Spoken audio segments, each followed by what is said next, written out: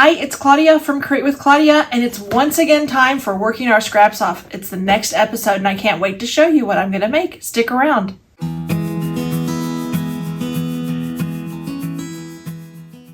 Hi, everybody. I'm so happy to be here again. It's been a while since I've done a working our scraps off. In fact, I think it's been about a year since I did one, and I was really good before that. I was doing one every month. I really love this program, and then I got really busy with some other projects, and I just didn't have the time. But it is back, and I'm going to really try to do a concerted effort to do one every month like I used to. Don't forget, I have that companion Facebook group. It's called Working Our Scraps Off, and my business page is Create with Claudia. And I have all those projects over there. We are almost up to 6,000 members strong of that group. It's easy to join. It's fun. Everybody shares their scrappy projects. Sometimes they'll share versions of what I've done here on Working Our Scraps Off. But enough about that program. Let's get started. I decided to go with blues and whites today. I am making something really fun. I am making something actually I needed, and this comes out of necessity. You're going to need bigger scraps, and you're going to need a little bit of batting. I am making little mini business. They're not mini, but they're business card holders, credit cards, gift cards. Those reward cards you get. I am making those today, and I had this really pretty. I had found some scraps of Liberty of London fabric, and I bought them. I think it was a yard sale. Maybe they were like 12 inches square, something like that. Could not resist them. In fact, I've made a bunch of other ones too. Here are two more with two other pieces of Liberty of London. Perfect size for this. This project you could use if you have a couple pieces left over from a layer cake, 10-inch squares left over from a 10-inch pack. They are perfect for that. Basically, you're going to need 3 pieces of fabric to make one of these. Not 10 inches square. I'm just using that as an example. If you have a few pieces of your layer cake left over, which a lot of us do. If you're using a pattern, sometimes there's a few pieces left over. But I am using this fabric today. Really pretty. It's blues. I don't know what the name of the pattern is, but it's Liberty of London. Great little item to make. It comes together in absolutely no time, and I'm using Velcro hook and loop closure for this, the fabric version, so it sticks really nicely. All right, what you're going to need 3 pieces of fabric. I'm going to tell you what they need to be cut. The first piece, this is going to be the back, and I'm going to show you what it's going to look like. When it's done, it's going to be the inside of the card holder. So you may want to do it a different color. I'm just doing these all the same color. I had some like 12.5-inch squares of this Liberty of London fabric. I found at a sale, like a yard sale, and I could not pass it up. So that's what I'm making this one at. This is Liberty of London too. But anyway, so this piece is cut 8 inches by 5 inches, and that will be the inside. So you want to sort of plan accordingly with the colors. So that's one piece.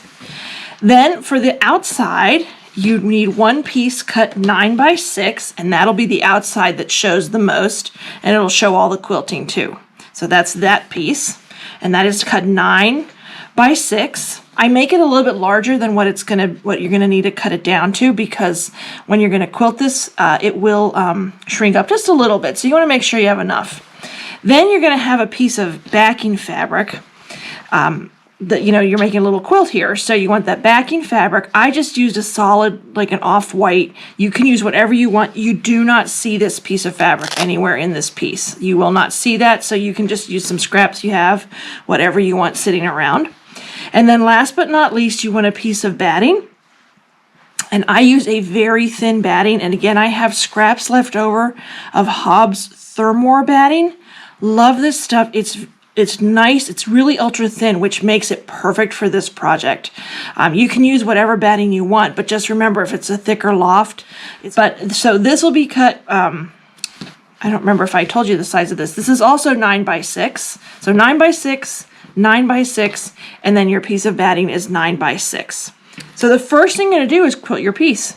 That's the easiest part, and you're going to layer your pieces. This will be your right sides facing up. And you can't tell because it's solid, but this will be the right sides facing up. Then you're going to layer that piece of batting you have. Smooth it all out. And then on this one, you want the right side of the fabric facing up as well. And this one's a little tricky to tell, but you can kind of tell there. So And then I'm just going to layer these and line these all up so they're even.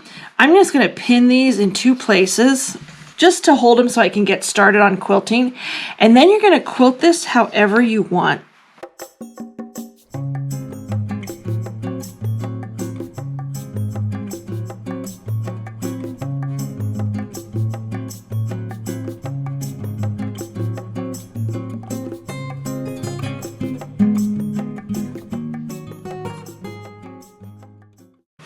All right, so there it is. It's all quilted. I did a nice job of just easy quilting. There you can see it, maybe see it a little bit better on the back. There you go. You can see it there. But we're going to trim this down now to 8 by 5. So let me get out my ruler.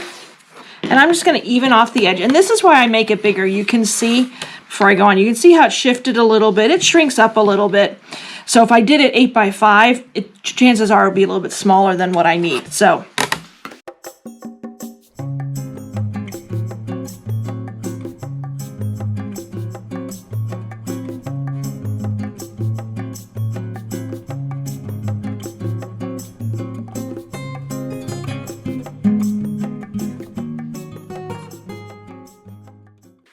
and here, make sure everything lines up. Yep, looks good. And just trim off that bottom part, all those little threads. And there you have it.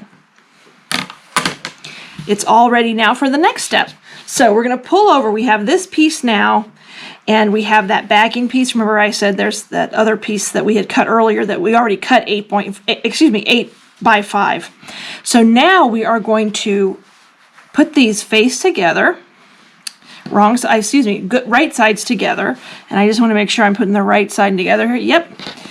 And you're just going to layer them on top of each other. And in this case, you definitely want to pin, because you don't want this to shift, because I'm going to show you what we do next. So I'm going to pin, let me use a few pins on here. Let's see.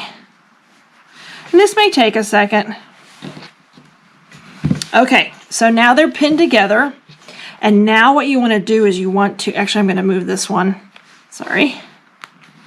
Now what you're going to do is you're going to round off this top part. And they've got a bunch of threads. I don't know how that happened, but anyway, I'm going to ignore those because we're going to cut off a lot of that.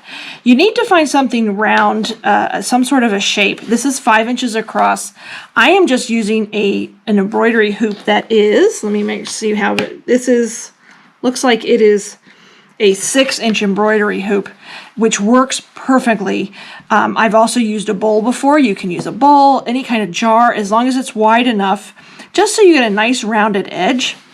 And then what I do is I'm going to just sort of even it out. I'm going to pull it this way so I can see it better. Remove it. And then I'm just going to get a water-soluble pen. And I'm going to mark this. Hold that down nice and tight. And again, you can use whatever you want for your marker. You can even make a bigger dip as well. I mean, a bigger arch as well. Arch. I'm not sure which one. What's the right one there? I guess arc.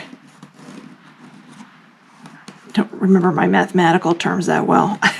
So I have marked this just with water-soluble pen, and I'm just going to take a nice pair of scissors and cut that away. And I may, before I cut, I'm actually going to pin one more time up here, just so that bottom fabric, so that fabric underneath doesn't slip.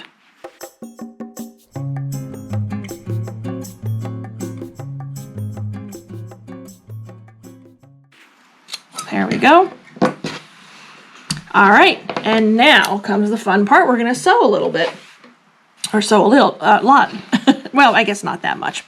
So the next thing we're going to do, and I'm just keeping those pins in there, is we're going to sew a 1/4 inch seam allowance around the edge, except for a spot right here. And I'm actually going to change my thread out so you can see it better.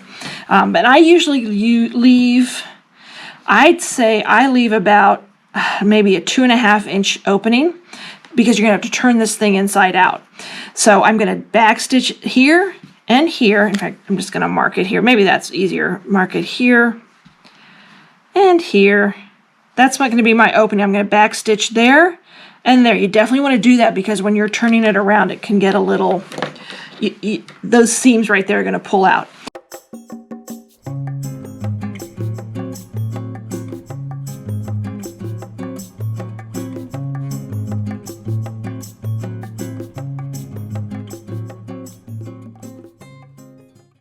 Okay, so here you can see where I've sewn around it with the red. Hopefully you can see a little bit better. Sometimes when I do my videos, I'm notorious for using the same color thread because I'm making a finished product. I want to make sure it looks good. But in this case, I like the red. So you can see where that opening is, right in here. And before we flip it inside out, I just want to clip off these corners. Don't snip through that red thread or through the that stitch you just put in. And now we're going to turn this inside out.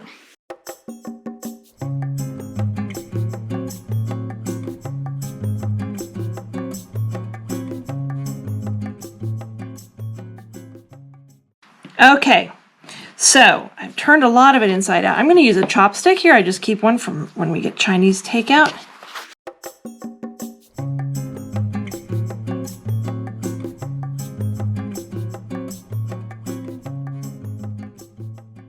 But there we go. I think that's good enough. I'm going to go ahead and press this really quickly, and when we come back, I'm going to show you how to finish this up. All right, so there it is, nicely pressed. I gave it a nice, good pressing, and you can still see where that's open. We need to sew that closed. I folded it under when I pressed it. It kind of automatically goes that way because you have that seam. You know, when you turn it inside out, it sort of forms its own seam. But I crisped that up a little bit, and then I'm going to use these clips, which I absolutely love. I don't use them for everything, but I love them for things like this, just to keep it nice and crisp. And I'm just going to sew barely 1/8 of an inch seam allowance along here to close that up.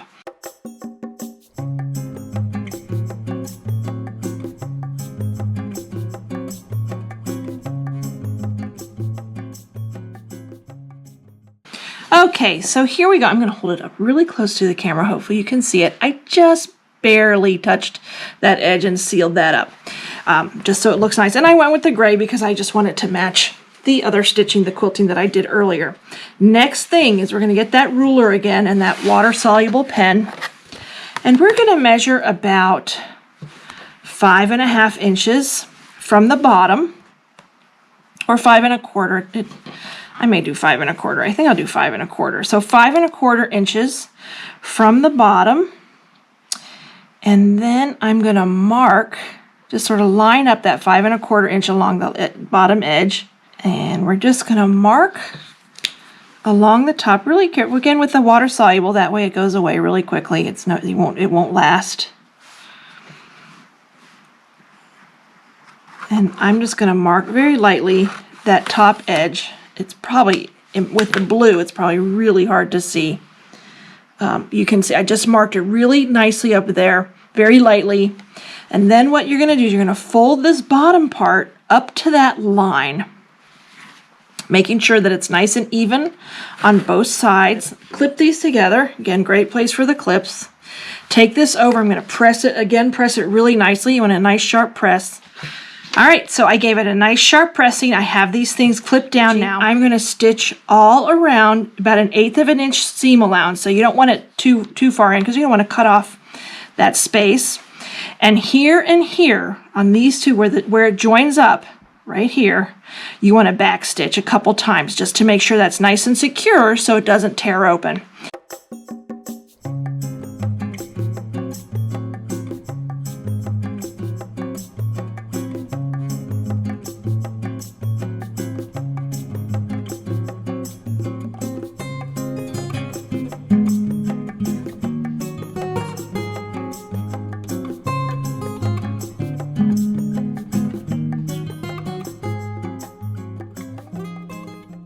So it is sewn around the entire edge. I back stitch at that corner. Here you go. Here's your little pouch.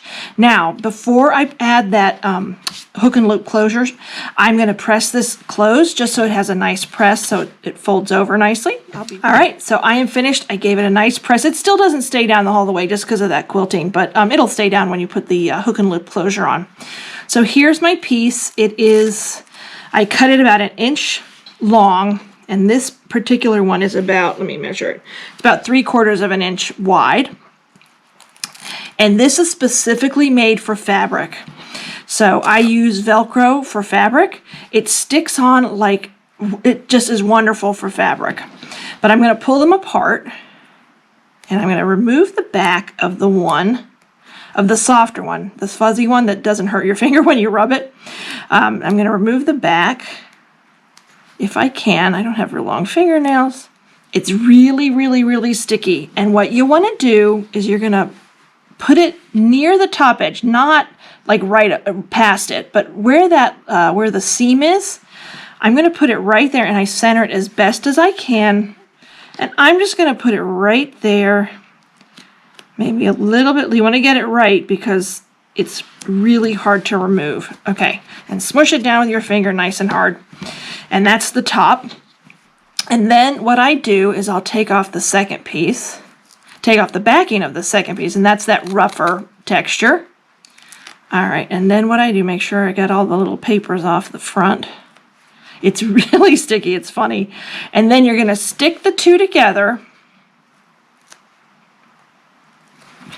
Like this is the sticky side. You don't want to put that on this. Now you're going to stick them together like they normally would close. Make sure they're nice and even. And this is how I know. And then try to get your fingers off of it. And then you're going to fold it closed the way you want it and mush down really hard. Use those muscles. And then it pulls apart. And then you know they're going to match every time you close it. It works out perfectly. Easy peasy. Let me get my business card. I'll show you how it fits in.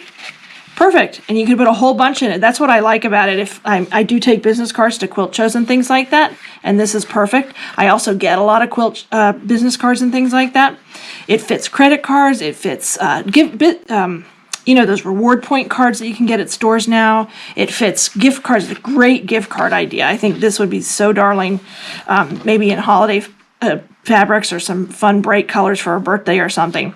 But there you go. There is my quilted business card, or quilted, how should I put it? Quilted business card, gift card, credit card, rewards card envelope. But here they are, my awesome card holders. I'm in love with this project. I hope you are too. I do appreciate you watching. Don't forget, this is part of my Working Our Scraps Off series. I have a companion Facebook group that is almost to 6,000 subscribers, or 6,000 followers. And they post all kinds of beautiful quilt makes, things they make out of their scrap fabric. So I urge you to go over there and check it out. It's Working Our Scraps Off over on Facebook. Thank you so much for watching. Work all your scraps off, especially with a fun project like this, and have a great day.